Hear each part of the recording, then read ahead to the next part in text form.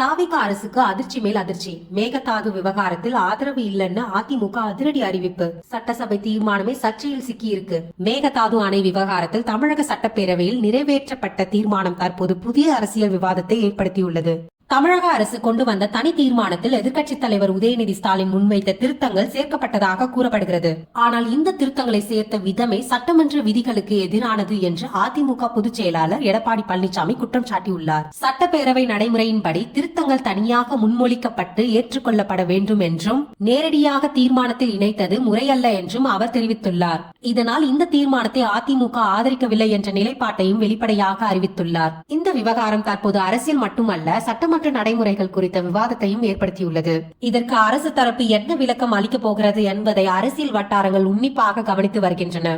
மேகதாது விவகாரத்தில் அதிமுக எடுத்துள்ள இந்த நிலைப்பாடு சரியா இல்லை அரசியல் கணக்கா? உங்கள் கருத்தை கமெண்ட்ல சொல்லுங்க.